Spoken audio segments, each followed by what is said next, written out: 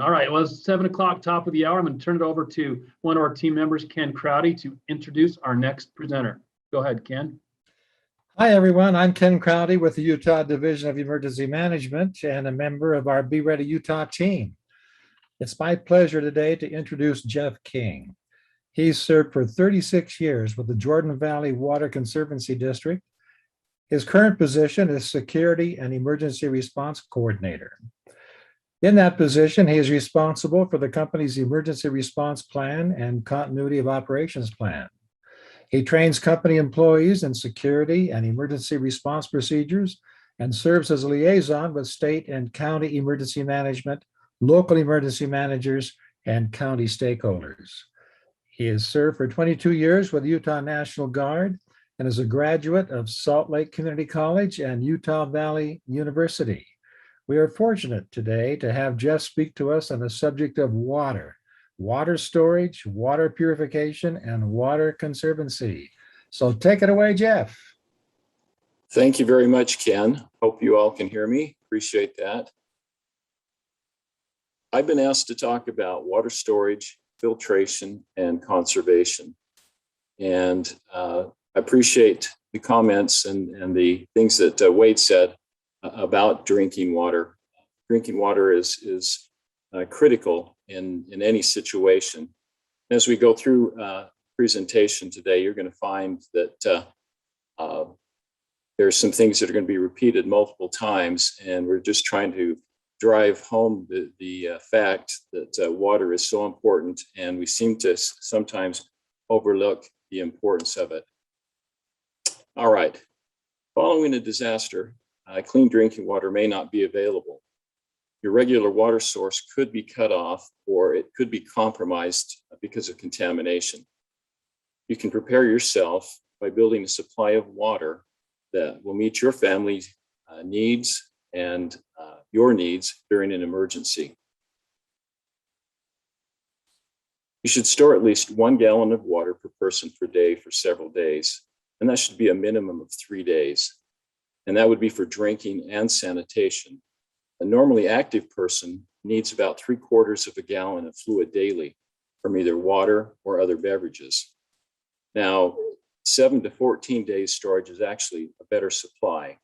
So you may want to note that, and I'll refer to that several times during this presentation. You need to take into account when you're storing water, children, nursing mothers, sick people, sick individuals. They may need more water than just the 1 gallon per person per day. A medical emergency might require additional water. Here in Utah, we're the second driest state in the nation. We live in a warm weather climate, so more water may be necessary to store. In very hot temperatures, water needs can double.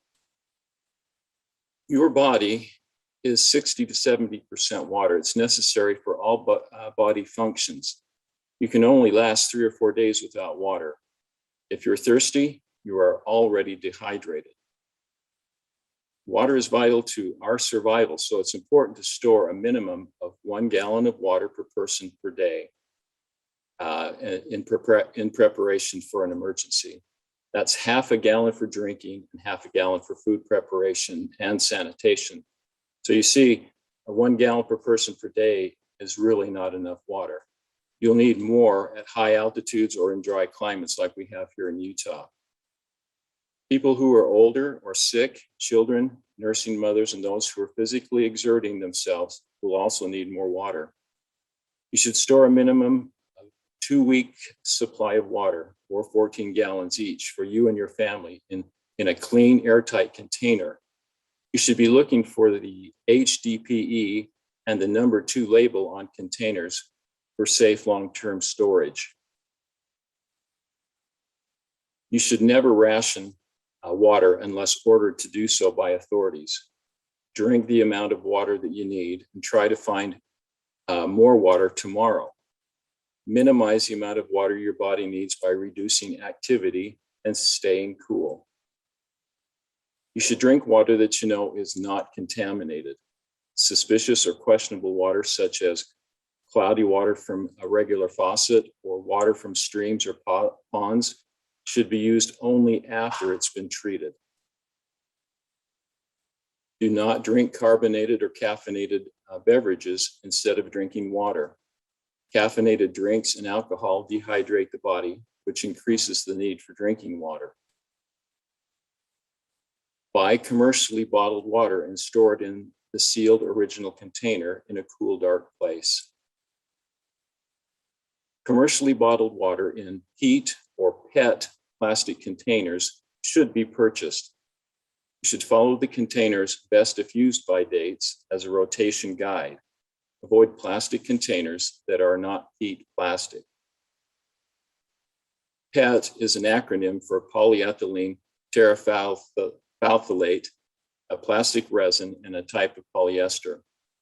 Manufacturers use PET plastic to package products because of its strength, its thermal stability, and transparency. Customers choose PET because it is inexpensive, lightweight, resealable, shatter-resistant, and recyclable.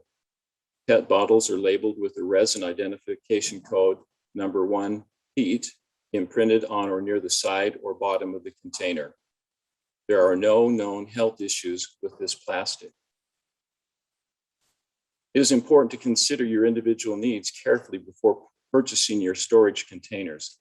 There are many types of containers that are available on the market for water storage. Your containers should be food grade, meaning they are meant to hold food or water. The most commonly used containers are glass, plastic, and metal. However, I would not recommend using glass containers to store water due to the potential of being broken during and after an earthquake. The best containers have secure lids and a spout or spigot that allows for dispensing water with minimal or no contamination. Again, store a minimum 2-week supply, 14 gallons each. Blue plastic containers limit the light and growth of algae. Fill containers with a clean RV hose, not a garden hose, and then fill with clean treated tap water. To store water, always use or fill a clean container. A clean RV hose should be used, not a garden hose, and then fill with clean treated tap water. You don't need to do anything to municipal tap water before filling your containers. Water from a chlorinated municipal water supply does not need further treatment when stored in clean food-grade containers.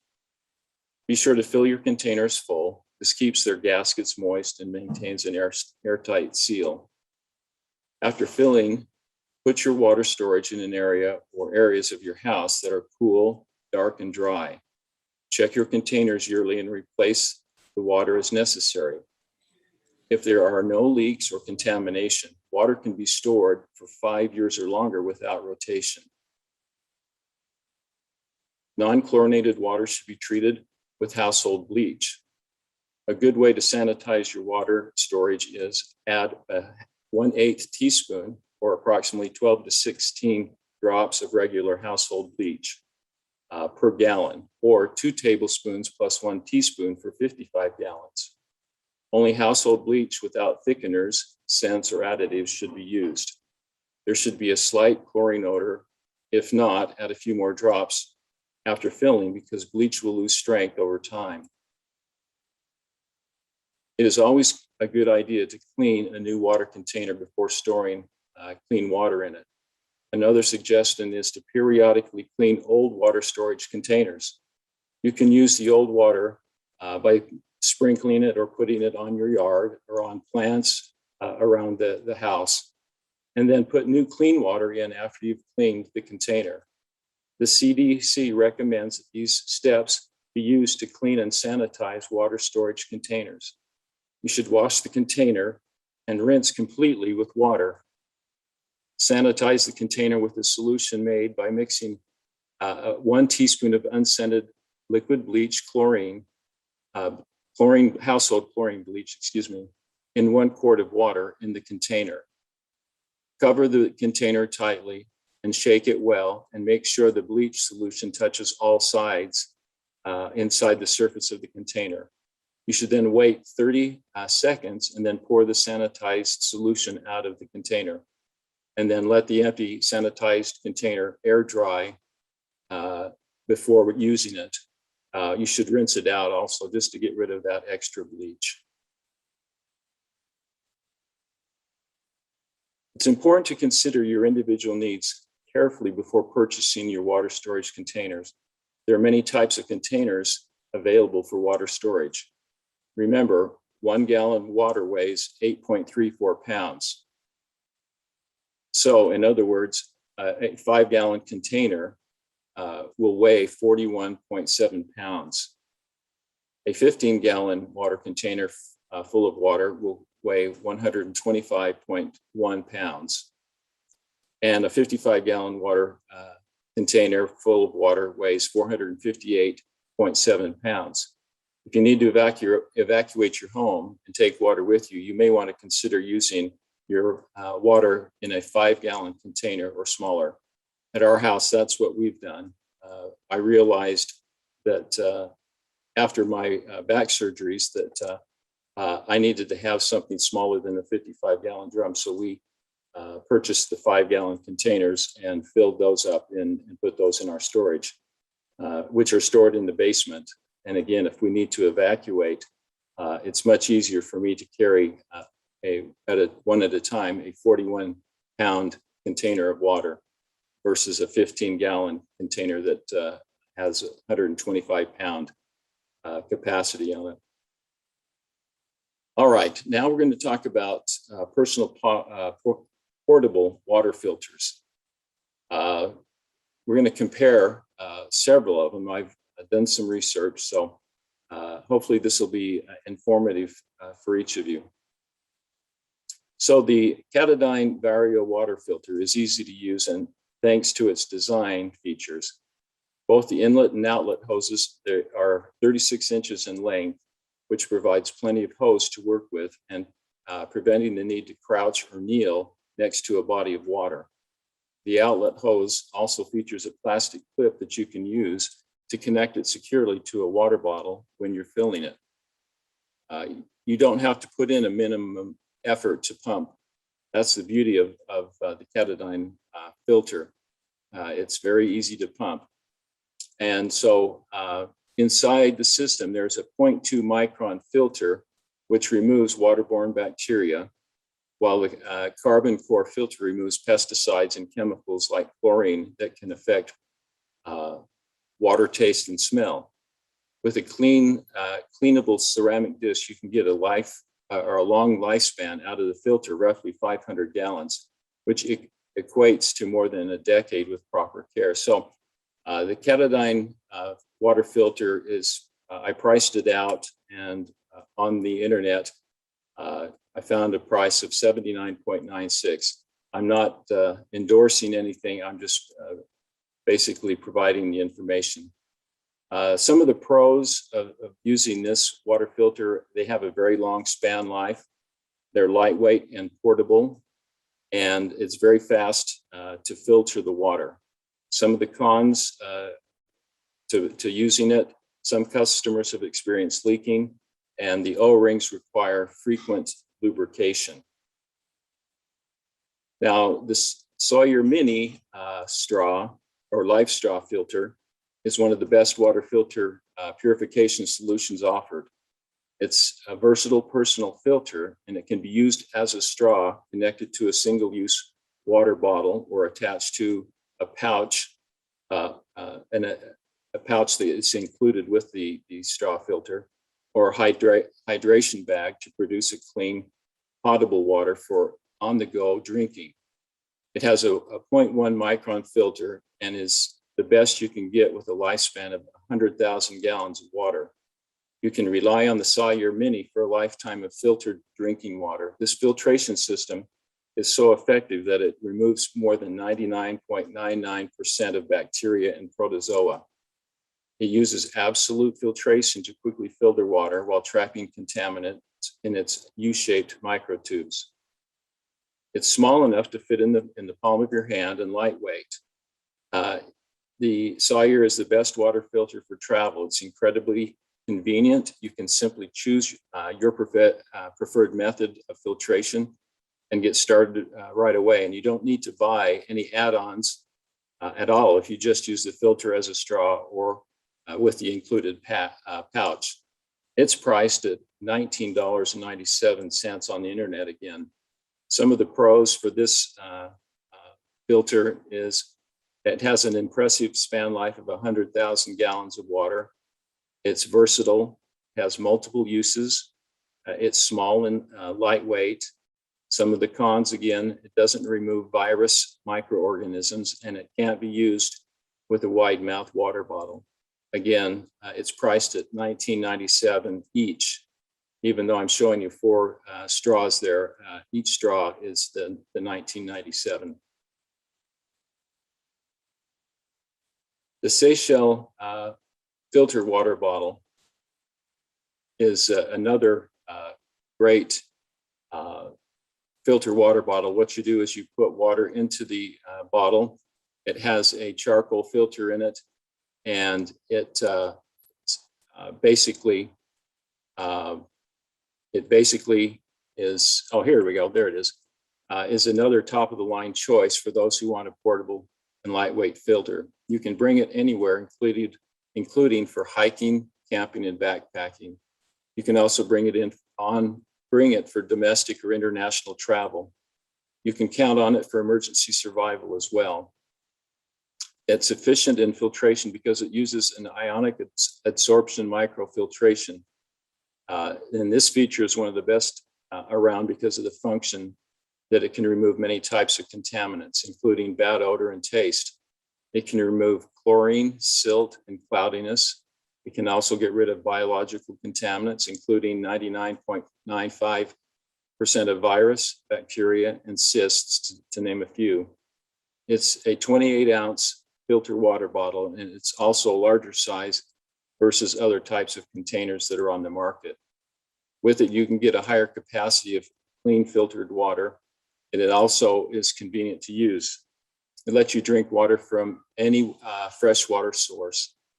The filter can also eliminate inorganic contaminants, including chromium, asbestos, and aluminum, along with other inorganic pollutants. Plus, this filtration can remove chemical pollutants in the water. It can also filter out geophosphates, PFAS, trihalomethanes, and PFOA, among other toxic chemicals. On the internet, it's priced at $39.95. It's pros, it's convenient and portable to use anywhere. It can clean contaminated water. It's safe and sturdy. It's made of safe and sturdy materials. It uses an ionic absorption microfiltration system, and it's high quality and has a lightweight filter. The cons, it's a bit expensive. It has a leakage problem that can occur if the bottle isn't 100% upright. The straw isn't durable, and many consumers need to find a replacement for the straw. And water splashes out of the bottle if it tips more than 45 degrees.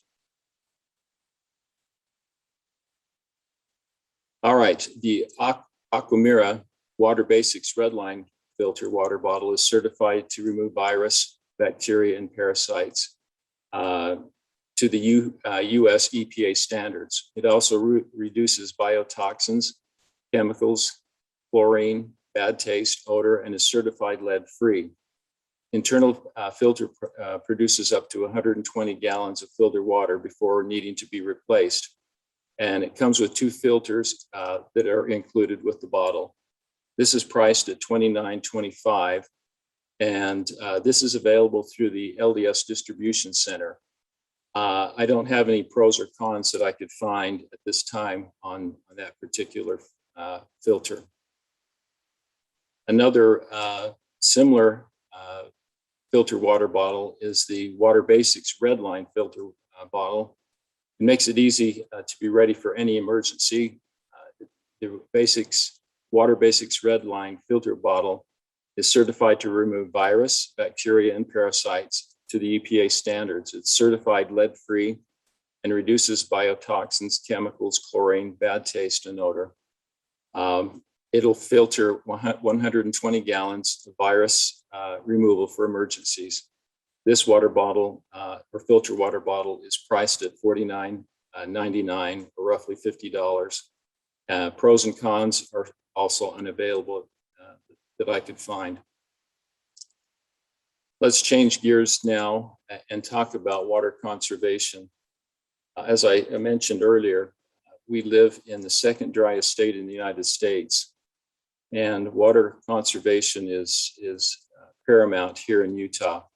As we've been experiencing a drought for the past year, really, and previous years, we've suffered a lot of drought situations throughout the past few years, but this year culminated quite a huge drought that we've noticed. I don't know if you've had a chance to look at some of the reservoirs in the Wasatch and Uintas. Echo Reservoir, for example, was one of the reservoirs that I passed frequently, and I was amazed at how low that reservoir is. I understand that Pineview Reservoir was another reservoir that was way below the normal water capacity. Anyway, water is an essential resource and vital for the functioning of our homes and our businesses and our community. Our water supply can be impacted by population growth, climate change, and short-term weather fluctuations. Water conservation is imperative in addressing these impacts and meeting future water needs. Conservation measures can be a feasible means to extending our water supply and are typically quicker and easier to implement than new reservoirs or pumping stations and other infrastructure. That comes from Sandy City Public Utilities, and I appreciate their stand on water conservation. As many Utahns know, we live in the second driest state of the 50 United States, receiving only about 19.5 inches of average precipitation statewide per year. Utah's population is increasing at a rate that our current water supply can't sustain. We're expecting our population to double from 3 million to 6 million by the year 2060. To sustain this growth, water providers will need to find more sources of water. The cheapest and least invasive of these is water conservation. The cost to conserve water is minimal compared to the cost of building new infrastructure. For water conservation to be effective, we all need to take part and make it a priority. If everyone saves, we can make a huge impact on helping Utah's water future. As a state, we're committed to achieving a 25% reduction in water use per capita by 2025. This will help us make sure there is adequate amounts of water to serve our growing population. To accomplish this, Weber Basin Water Conservancy District has been implementing a variety of conservation programs to reach out to and educate those living in their service area of Weber, Davis, Morgan, and Summit counties. The state of Utah requires retail water providers and water conservancy districts to prepare and adopt a water conservation plan every 5 years, and has estimated that $7.4 billion should be spent on conservation in the Central Utah Water Conservancy District service area over the next 50 years to ensure that there is enough water supply to support projected growth. Central Utah Water Conservancy District works to reduce leakage and waste at its own facilities, educate the public about efficient water use, provide financial assistance for utilities and consumers to conserve water, and provide input to state legislators and policymakers on Utah-related issues. The future of demonstrating water-wise landscapes. Water-wise landscapes are suited for Utah's unique climate. Beauty and easy to maintain and designed to use water efficiently, good landscape examples allow homeowners, contractors, and designers to see water-efficient landscapes before they implement them and provide an ideal education space. Education and hands-on classes directly influence decision makers on smart investing in water-wise landscapes, which have a higher initial cost than water-thirsty, turf-centric designs. The true value of demonstration landscaped areas extends beyond immediate water savings at individual homes, as water-wise landscapes can provide great learning opportunities for children as future water users too. That's taken from the Central Utah Water Conservancy District. Okay, water is a driving force for healthy and sustainable economies, and conserving water conserves energy. By using this precious resource more wisely, we will provide for future needs while allowing for healthier, more sustainable living. Slow the Flow is an education campaign funded by Jordan Valley Water Conservancy District and several other water agencies from around the state. The campaign is designed to raise awareness of state conservation goals, empower people to make water-saving changes to homes and landscapes, and to connect Utahns to available tools and resources for water. Again, this is taken from the Jordan Valley Water Conservancy District. More than 60% of Utah's drinking water is used on outdoor landscapes, and with water shortages expected as early as 2040, changing the way landscaping is done in Utah is becoming increasingly important. At the Conservation Garden Park, we model the best use of water in Utah landscapes and empower communities to make the most of our shared water resources. Jordan Valley Water's Conservation Garden Park showcases landscapes suited for Utah's unique climate that are not only beautiful and easier to maintain, but are also designed to efficiently use water. Here you learn how simple changes can result in big water savings. Again, that's from the Jordan Valley Water Conservancy District. The Washington County Conservancy District and its municipal partners have invested significant resources to conservation initiatives and investments that are paying off. Per capita water use in Washington County has decreased 30% between 2000 and 2018. During that same period, Washington County's population nearly doubled, and more than 100 million tourists visited the county. Washington County's rapid growth, accompanied with the county's limited water resources, necessitated the development and implementation of an aggressive water conservation program to protect existing water supplies and the county's unparalleled quality of life. The district approved its first long-term water resource management development and protection plan in the 1990s, which states the district shall develop a conservation program that promotes public education and information dissemination concerning water conservation and promote the adoption of technologies, practices, and devices that will yield improvements in the efficiency and management of water use. So, why do we need to conserve water? When each of us conserve water, we ensure that there will be enough water for people to use in our communities. Prudent and economic use of water makes a huge difference, especially in times of drought. Conservation helps make it so a given area has enough water to go around. Conserving water helps us by supplying more amount of water for longer usage. It has become necessary in all areas because these natural resources are reducing along with the increasing population and their usages.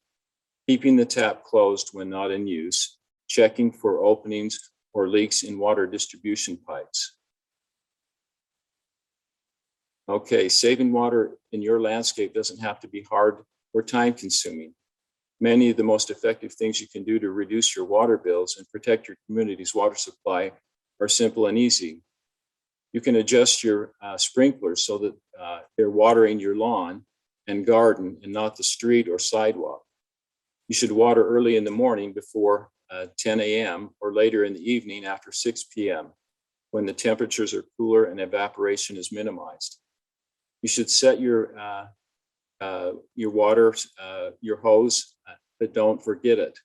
Whether you have a manual or automatic system, be sure to adjust your watering schedules throughout the irrigation season.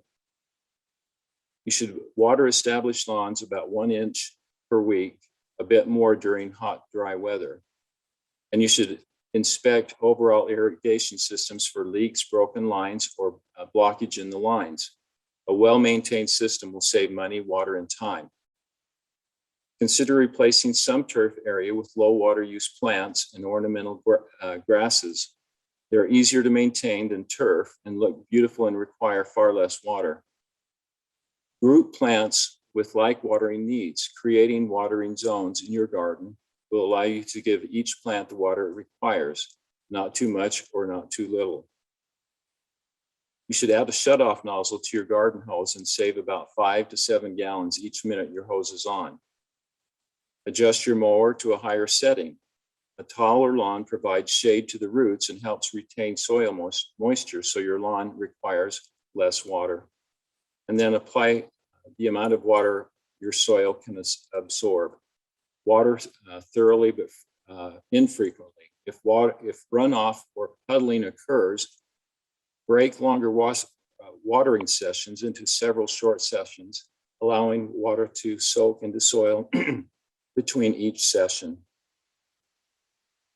Now, your indoor water usage is different than outdoors. It is largely the same year-round, and that's good news because it means fewer water-saving measures can save a lot on indoor water consumption. You should replace older toilets with a WaterSense labeled high-efficiency toilet. Older toilets can use up to 4 times more water per flush. Plus, many water providers offer rebates to help you save money when you upgrade. Regularly check for and repair water leaks. Even small leaks can waste hundreds of thousands of dollars of water a month.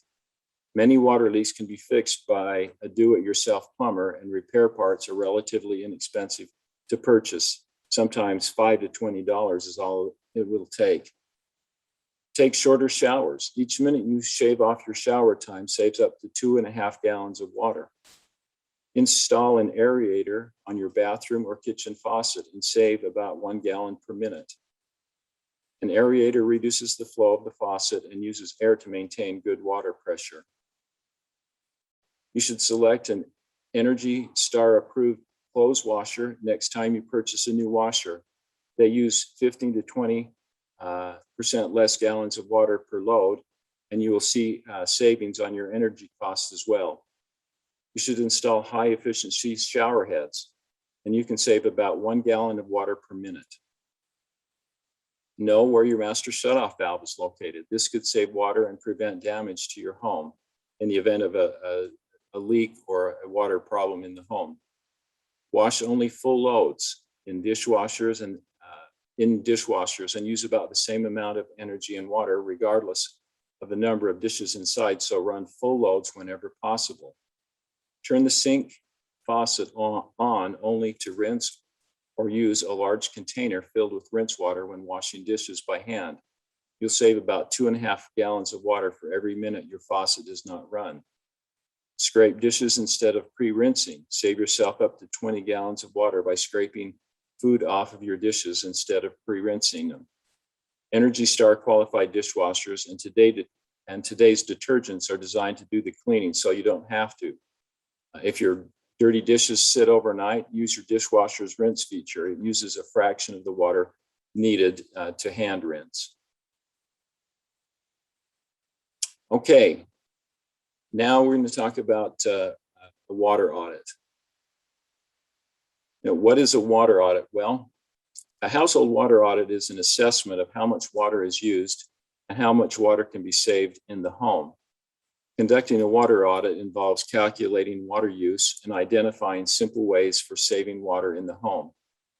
Conducting a water audit can help you protect your water supply and the community's aquifer or source water.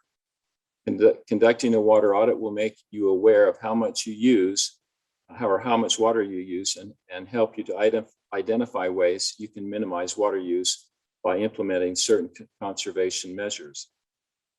It is possible to cut your water usage by as much as 20 to 40% by implementing simple conservation measures and without drastically modifying your lifestyle. It's important to realize that water use throughout the year often varies with the season. Most people use more water in the warmer months for gardening, washing cars, and other outdoor uses. If you conduct your water audit in the winter or fall, you should consider the additional water you use in the summer months. You can read your water meter to obtain water information. Water meters measure the total amount of water used in your home. The meter may measure in cubic meters, cubic feet, gallons, or liters. Most meters in Utah read in gallons. To obtain your water use over the course of a 24-hour day, read your meter at the same time on 2 consecutive days. You may want to measure the water use for several days and then calculate an average. Residential water meters usually have 7 digits, and the last one is the stationary 0. The last digit recorded by the meter is not 0, but is read from the red needle. If you look at the illustration on your screen, the outer ring of numbers 1 through 0 or 1 through 10 is the analog scale, and the numbers that are in the boxes are the digital scale. And so for every revolution of the red arrow, you'll be using 10 gallons. So every rotation then represents 10 gallons. So if your water meter reads 110 and the needle is pointing to 8, then you have used 118 gallons of water. After you use another 2 gallons, the meter will read 120 on the digital scale, and the red needle will be pointing to 0 on the analog scale. So to calculate the per person daily usage rate, divide your daily water usage by the number of people in your home. For example, 672 gallons of water were used. With 4 individuals in the home, you divide 672 by 4 individuals. That's 168 gallons per person per day. In the Deseret News, posted June 19th in 2018, and this is an article by Amy Joy O'Donoghue at Salt Lake. About 800,000 acre feet of water is serving the residential, commercial, and institutional needs of Utah for 3 million people. The statewide average consumption in those categories per person per day is what? Basically, the number is 242 gallons per person per day, excluding now the agricultural operations. Rachel Shilton with the Utah Division of Water Resources told members of the Natural Resources, Agricultural and Environmental Quality Appropriation Subcommittee Tuesday on June 19, 2018. As Representative Doug Sagar, Representative of Tooele said Tuesday, if you can't measure it, you can't manage it. So that 242 gallons per day is not exactly what you would consume in your home. It was also averaged in with the commercial and institutional needs of the state. So don't let that 242 gallons trouble you. So how can I conserve water? Be water wise. Everyone needs to help conserve our valuable resources, and water is the most valuable resource there is. You need to check every faucet in your home for leaks. An average of about 14% of residential water is lost through leaking fixtures or pipes. An easy way to check whether you have leaks in your house is to read your meter, turn off all water fixtures inside and outside your home, and check the reading on your water meter. Wait 1 hour, ensuring that no one uses any water, and then check the water again. If the meter reading has changed, you have a leak somewhere in your home. Check to see if the toilet tank is leaking. Leaking toilets are common and can be a large source of water loss. A leaking toilet can waste anywhere from several gallons to more than 100 gallons per day. That's over 250,000 gallons per year. The following are clues that you may have a leak. If you have to jiggle the handle to make the toilet stop running, if you regularly hear sounds from a toilet that is not being used, or if a toilet periodically turns the water on, runs for 15 seconds or so without anyone touching the handle. Don't shower too long or fill the tub too full. Use full loads in dishwasher and clothes washing machines. And most importantly, water your lawn and garden early in the day or after the heat of the day. That concludes my portion of the presentation. However, I wanted to list here some of the resources that you can go to get more information.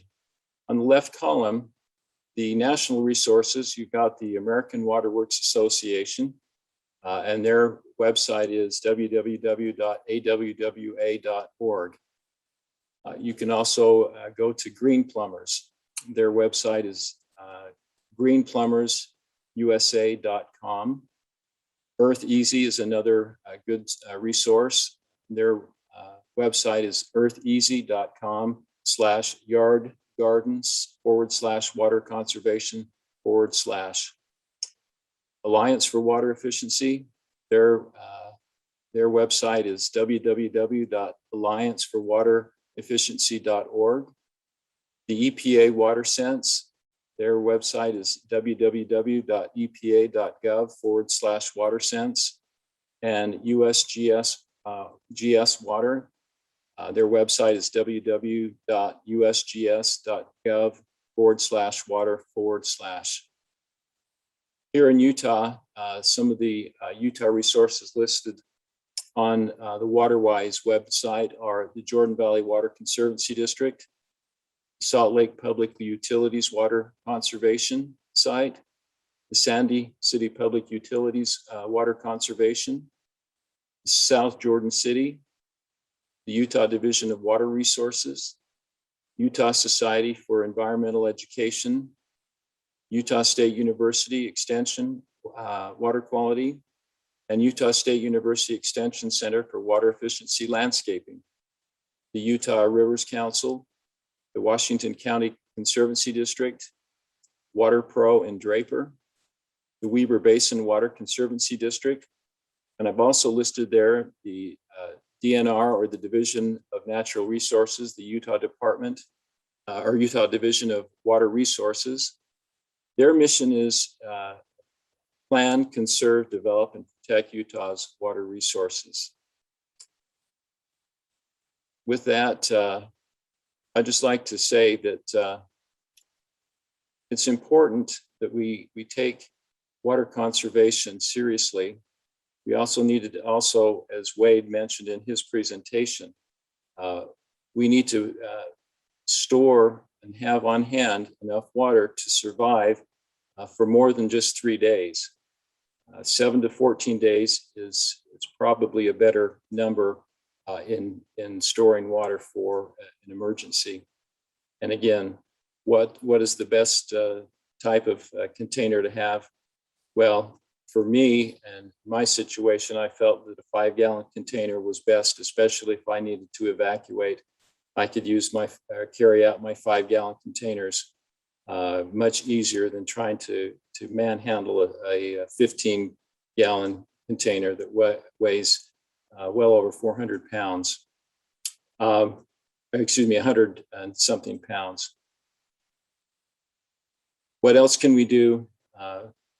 Basically, educate our children. Make sure that our children, when they're brushing their teeth, that they turn the water off, brush, and then turn the water back on to rinse their mouths out. That's a great way to conserve water.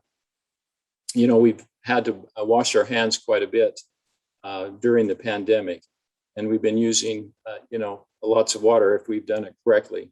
There's nothing wrong with that. I think we should continue doing that to keep ourselves safe. Some of the other things that you'll want to do is make sure that you are performing a water audit. I've given presentations to the hospitals here in the state of Utah several years ago, and it's very surprising that a lot of the hospitals were surprised at how much water they actually need. And in an emergency, they're going to need a lot of water, especially if the power goes out. And same with your home. You're going to be needing a lot of water. One of the problems that we'll have in a disaster, especially if it's an earthquake, is if the water lines are damaged and if the wastewater lines are damaged. Once the water lines come back on in service, we're not going to be able to turn the water back on until the wastewater folks are ready to take the water. And so we're going to need to coordinate with the wastewater folks. So that's something that you may have to plan for. As you saw in Wade's presentation, a special bucket or some sort of waste container to, or your toilet with a plastic bag in it is a great way to not flush the toilet, but to eliminate waste that can build up. One of the things you don't want to do is you don't want to bury any of your human waste in your backyard. The potential or idea may be there, but again, when you start doing that, you create a health hazard, and you also can contaminate the water aquifer. So make sure that when you're putting together your emergency kits, that you include a way to keep your human waste from going down the toilet or being put into the soil. And finally, please come visit the different education gardens or conservation gardens that are located throughout the state. As you saw in some of my slides, Weber Basin Water has a great garden. Sandy City has a great garden. Central Utah Water Conservancy District have moved, and they're working on a new garden, I'm sure. The Washington County Water Conservancy District has 2 beautiful gardens. I've had a chance when I've gone to St. George to tour their gardens, and they're just tremendous in how to plant native plants in your yards rather than putting down the bluegrass turf that we so love here in the state of Utah. And of course, my district, the Jordan Valley Water Conservancy District, our conservation garden is located at 8215 South, 1300 West in West Jordan. It's a beautiful garden. You should come take a stroll through the garden and learn about the water-wise plants and learn how to conserve water through limiting your grass by replacing your drive strip or your park strip next to the road. There are lots of grants and ways of getting paying for those improvements on your yard. And so give our conservation garden folks a call. Well, I think I've just about used up my time. Are there any questions that I can answer right now? Jeff, this is Ken. Hey, thank you. First of all, for your presentation. Boy, what a comprehensive presentation. Lots of good ideas, but there are a few questions that I've got, and we may have a time for a couple. First of all, where do you keep your water stored? Good question. Mine is stored in the basement. And one of the things that I studied up on is make sure not to put plastic containers directly on concrete. Concrete has a tendency to leach the plastic and brittleize or harden the plastic, and eventually will cause the plastic to leak. So put a piece of cardboard or a piece of plywood underneath the plastic containers, and that will preserve the life of those containers. So the basement's a good place because it's cool and dry. Okay, next question. How much damage to our water distribution systems can we plan on during anticipated earthquakes? Any thoughts on that? You know, it's very interesting. There is a hazardous study, which was done by the EPA and with the state of Utah, that we did a couple of years ago, and we were surprised at the number of 8-inch lines and smaller that would be damaged in a 7.0 earthquake in the Salt Lake Valley.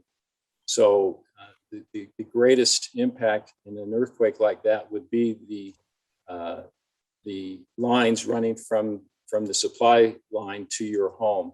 And it would take a large amount of money to replace all that. So the transmission and distribution lines probably will survive. Some of the older type drinking water lines may not. So all of the drinking water agencies here in the Salt Lake Valley have been replacing a lot of the old water lines, making sure that they are seismically stable so that in the event of an earthquake, those water lines can survive. Okay, thank you, Jeff. A couple of questions with regards to water that's over 5 years old. What are the health issues of drinking water stored in the plastic containers or bought even after the 5-year mark?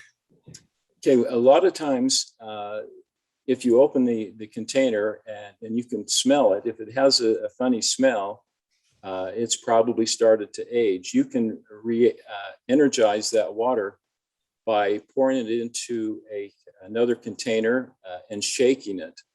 The oxygen that's put back in that water, oxygen is an oxidant, and so it oxidizes the possible growth or whatever that could be there. You could also put a few drops of bleach into that water, and it still should be fine. If you have any question, though, I would go ahead and pour it out. When in doubt, pour it out is kind of my motto. Very good. And a few comments on YouTube about peat bottles again. PETE. What type of bottles should be used and not used? And specifically, can you clarify about the peat bottle? Right. That number on the peat bottles would be a number 1, and it will be in a triangle that's generally on the bottom. All I got to do is turn the water bottle upside down, and you'll be able to see that. The reason we want you to use those type of bottles is one, other types of plastics will leach into the water. And so these types of plastics, the peat and PET plastics, are designed for water and food. And so that's why that's what you need to look for when you're buying a bottled water, for example, or water containers. Now, a water container is different because it is a different plastic. It's a heavier plastic, and that's why it has the number 2 in that dashed triangle. So that's what you need to be looking for when you're buying either bottled water or bottles to store water in, or water containers to store water in. Thanks for that clarification, Jeff. One last question. What is the maximum pore size we should consider for a filter?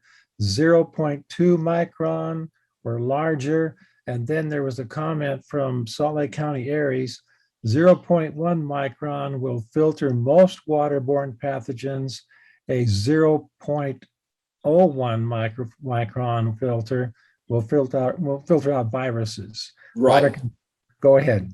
Yeah, absolutely. Yeah, the bigger the micron, the more that's going to get through. So the tighter. But again, to push water through a filter that's 0.01, it's going to be pretty tough. I mean, you're going to have to pump and pump and pump to get that water through. So yeah, that's why if you have any doubt, you can filter that water, and then if you wanted, put it into a 1-gallon container and put in the 8 to 12 drops of, or 8 to 16 drops of water, or not water, excuse me, bleach into that, and shake it around, and that gallon of water will be just fine. Okay, one last question here. Where do you store if you don't have a basement? In Sacramento, California, we're in its way on it to where I'm at. It's way too hot to leave it in a garage. So what other choice would you suggest? In a front closet, in a closet in the front room, front part of the house, or maybe a back closet, just somewhere where it's out of the sunlight. Yeah, definitely not in the garage. a garage can sometimes get pretty warm. And so a closet in a 5-gallon container in a garage is not going to work, but in a closet would be perfect. Well said. That's all the questions, Jeff. Thanks again. We sure appreciate your participation with us. Thank you, and thank you for the opportunity. Absolutely. Thank you very much, Ken, for moderating that session. Yes, definitely, Jeff King, thank you very much for taking time out of your evening to do this for us in this audience tonight. Yeah, I learned something. Yeah, I need to go back and watch that session again. So I'm anxious for these sessions to be posted on the Be Ready Utah YouTube channel, which they will in a few days. You'll be able to see them session by session. Thanks to Brian Stinson's efforts. And I'm anxious to go back and watch that one and learn more again. I especially liked, he said, drink it when you need it. Don't save it. You can find more water later. That's something I always kind of wondered about a little bit there. So also, yes, so we have a few minutes. Don't go away. We've got another great session coming up here with Utah Families Preparing. It's going to be a fun video. Thanks to Brian Stinson for preparing that for us. And I just wanted to mention a couple of things here too. First, thanks to one of our partners, Federal Emergency Management Agency, specifically FEMA Region 8, who has helped us with our Utah Quake text message group. If you have not signed up for a Utah Quake text message group, you can do that by texting Utah Quake to 43362. And recently we conducted a couple of polls on there, and I just wanted to share some of those results with you. So a few weeks ago, we asked our members on the Utah Quake text group, what would you like to learn about at our next webinar? And we had a good number of responses. 121 people said family preparedness. So kind of along the lines of what we've been talking about tonight. 83 respondents said making my home safer. So we talked a little bit about home hazard hunts earlier this evening, but maybe we can do a little bit more on that. And then 36 respondents said to help my community. What they would like to learn about more is how to help their communities. And there's great opportunities out there, and we can certainly provide some of that information as well. And I think you'd find some of that on our brand new Be Ready Utah website, beready.utah.gov. We've got a lot of pages on helping your community. So if you go to our new website, you can learn more about that there as well. Our second poll question through FEMA and our Utah Quake text group asked, how prepared are you for any disaster? And we had some fairly expected range of answers on this one. So very prepared with the three options that we had, very prepared. 48 respondents said that they thought that they were very prepared. Our next option, I could do more, 318 people. Good amount there said I could do more. And I think most of us would say the same thing. There's always more that we can do to be prepared for any disaster. And the last answer was, I don't know where to start.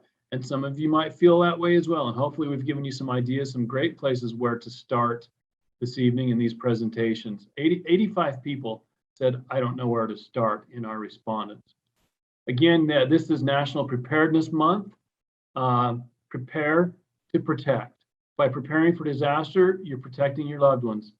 And the first week's goal was to make a plan. The second week's goal was to build a kit. The third week's goal, the week we're in right now, is low cost, no cost preparedness. We've talked about all of those options pretty much so far tonight. And the last week's goal, the upcoming week, is to talk to our youth about preparedness. And that was mentioned this evening as well.